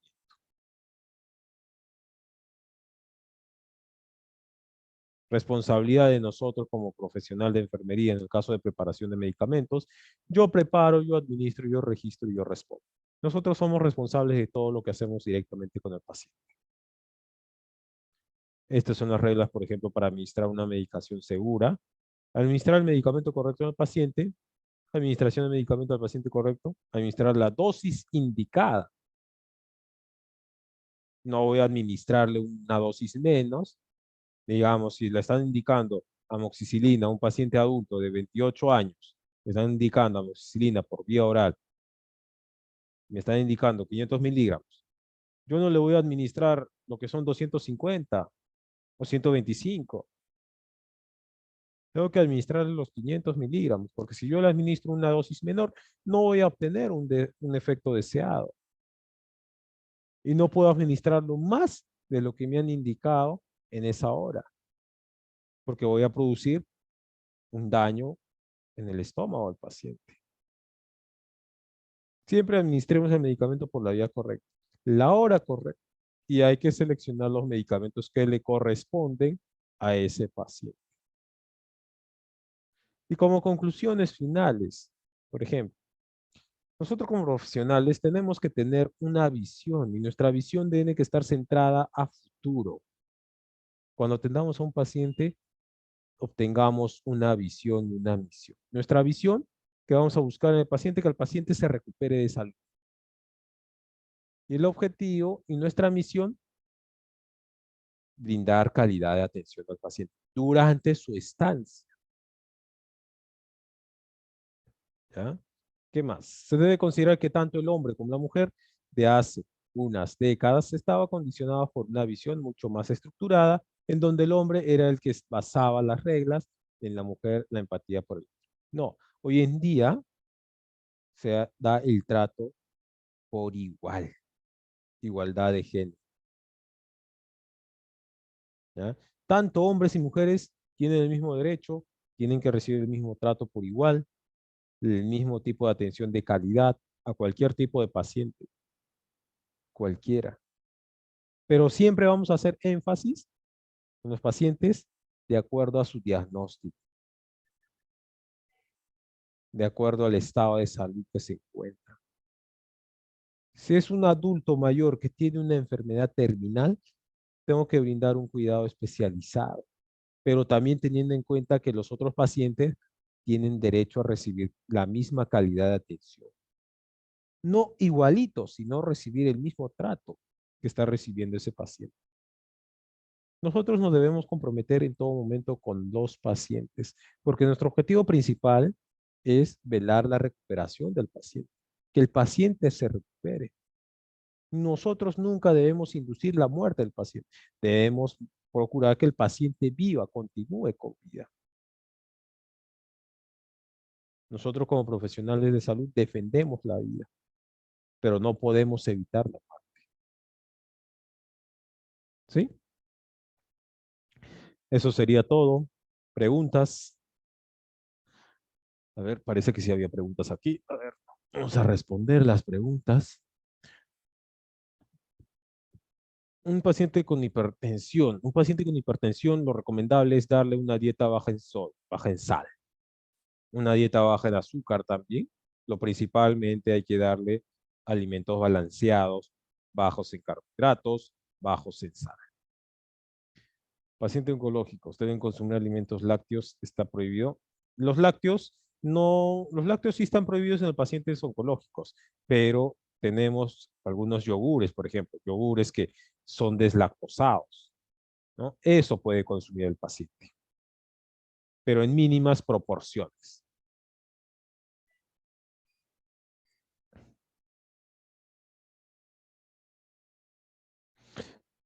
Alimentación para una persona diabética, el mismo nombre, una dieta hipoglucida, baja en glucosa. No hay que darle demasiada azúcar y sobre todo la alimentación en esos pacientes hay que hacerles la restricción de dieta, hay que llevar un control dietético en ellos. El paciente con diabetes no puede consumir demasiada azúcar, no debe consumir demasiados carbohidratos, hay que moderarlo, hay que racionar su dieta, ¿ya? Porque todo eso va a elevar la glucosa en sangre del paciente y va a presentar shock.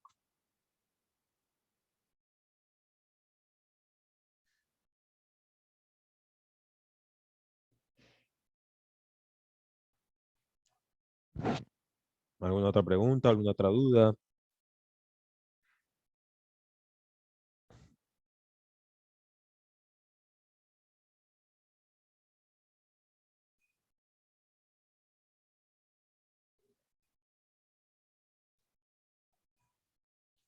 Licenciado, en el chat hay más preguntas. Sí, justo estoy viendo y ya acabo de responder las dos que había. ¿Alguna otra pregunta más? ¿Alguna otra duda?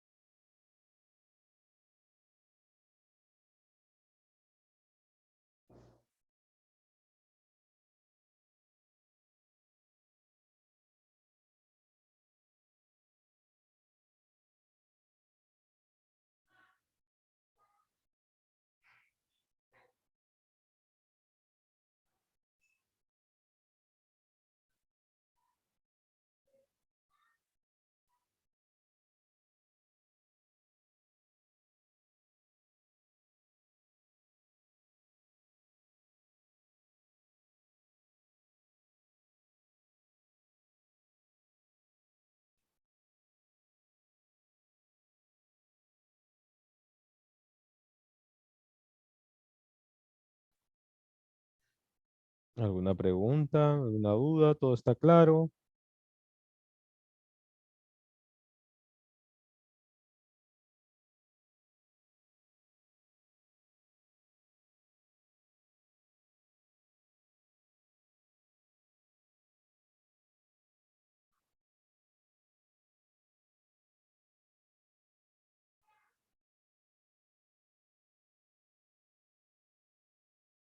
Muchas gracias, Margarita. María, ¿no? Muchas gracias, María.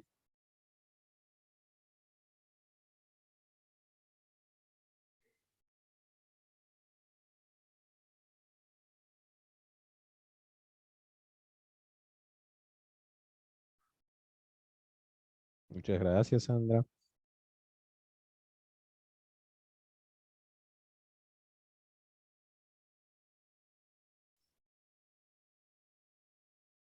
Muchas gracias, Amparito. Muchas gracias a todos.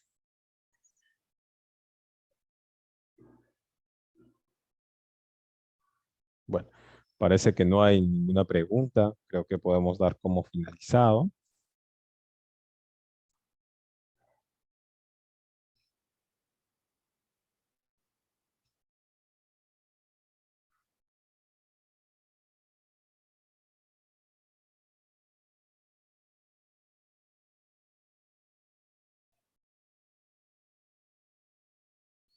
Muchas gracias a todos. Gracias. Bueno, parece que no hay más preguntas. Creo que vamos a dar por finalizado. Magíster Erika, ¿se encuentra? Sí, sí, Sí, licenciado. sí, creo que vamos a dar por finalizado. Creo que todos los participantes están contentos con la ponencia.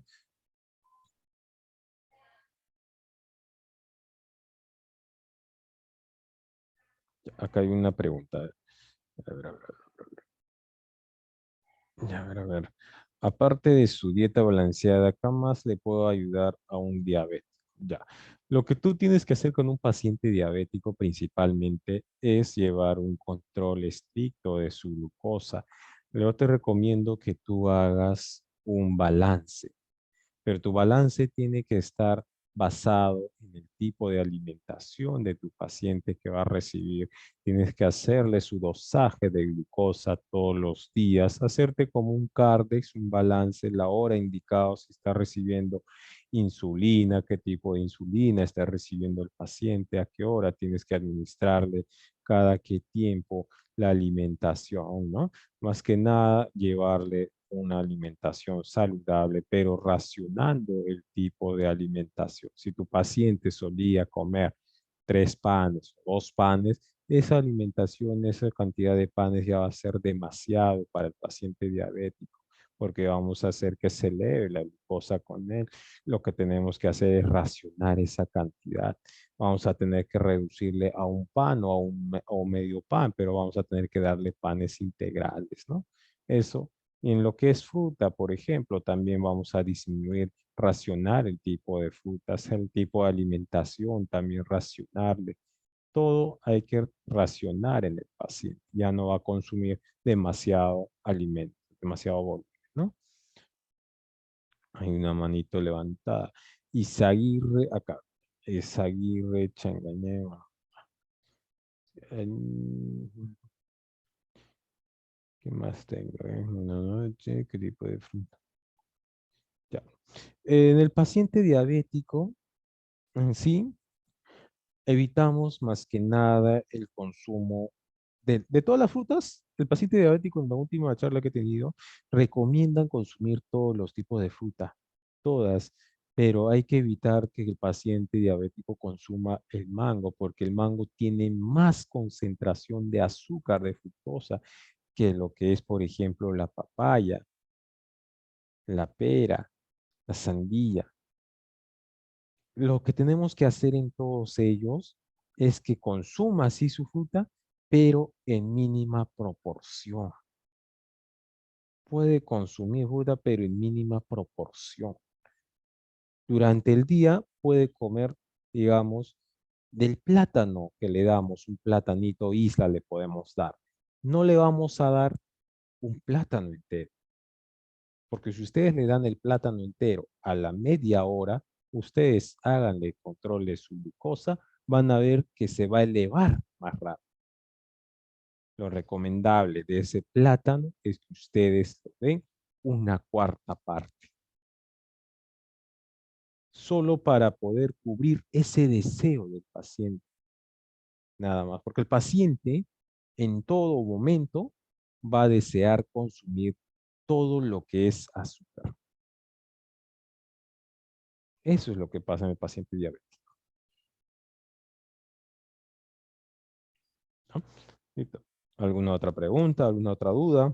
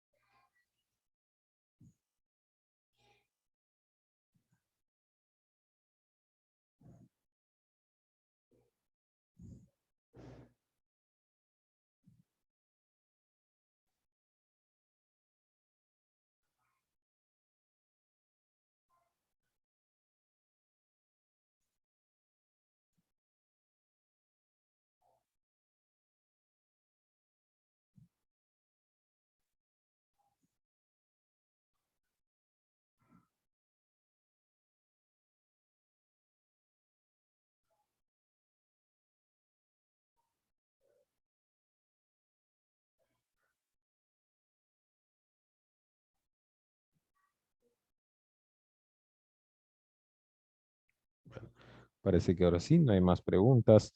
Creo que ya vamos a dar por finalizado. Bueno, agradecer.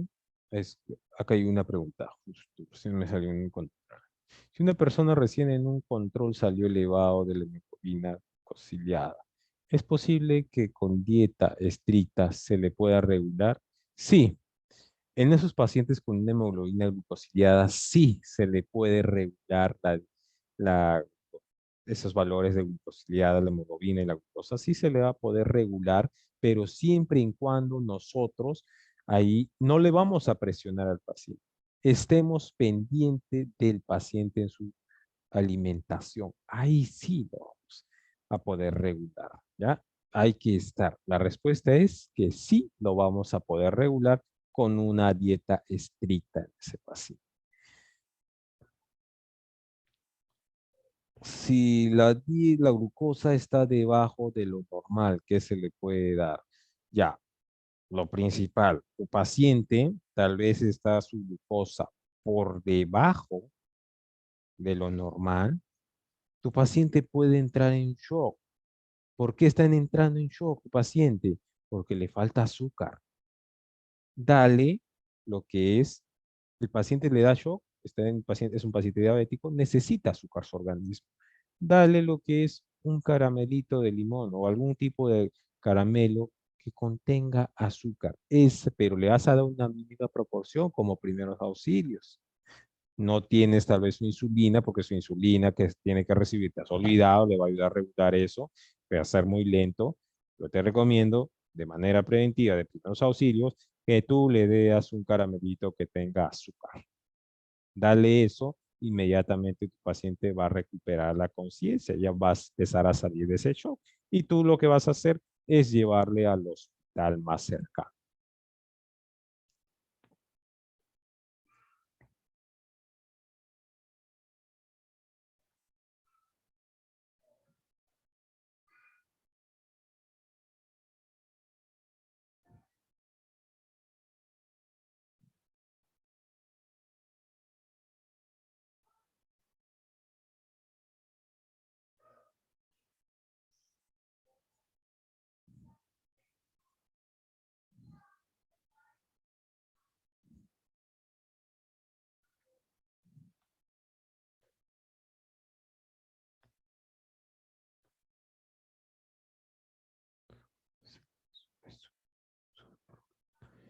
Ya, en un paciente con hipotiroidismo que no es diabético, ¿cómo se le baja la glucosa cuando se le sube por medicamento?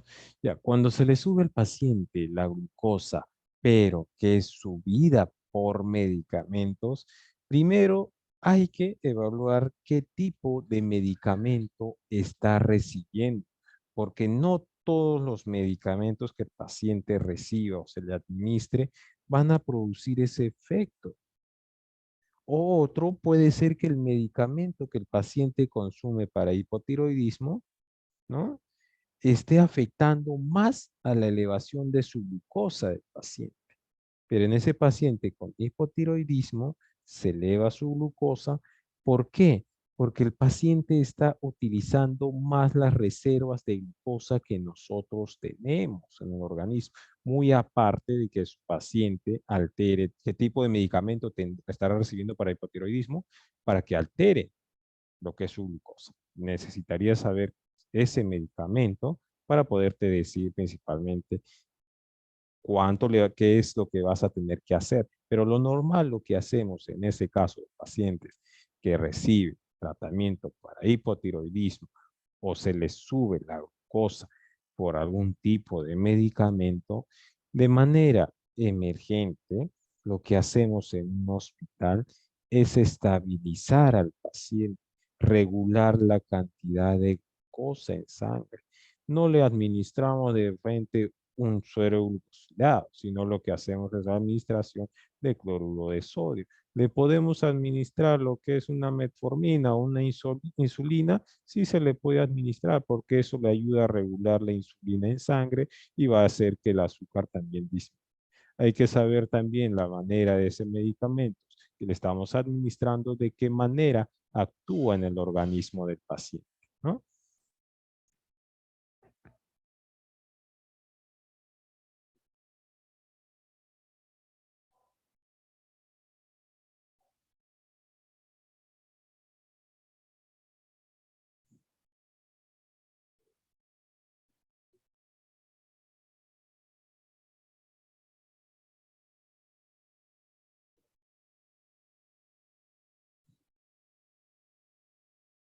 Muchas gracias, licenciado Jonathan, por su intervención en este tema y también gracias con los presentes. No se olviden que la certificación está en el link con su respectivo asesor y aprovechen porque para que le sirva para su currículum y para que le sirva también para su legajo, ¿no? Respectivo. Entonces comuníquense mediante ese link que les pongo en el chat con su asesor respectivo, ahí les va a salir el enlace para que puedan certificarse. Muchas gracias, licenciado. Le dejo para que se despida Ya, bueno. Ante con su todo, audiencia. agradecer a la Escuela de Salud Almenara y a todos los participantes por haber participado con sus respectivas preguntas y nuevamente agradecerles a todos ustedes por su participación y asistencia. Y también desearles un buen inicio de semana para todos ustedes. Que tengan muy buenas noches y conmigo será hasta otra nueva oportunidad. Muchas gracias a todos ustedes. Cuídense. Gracias a todos.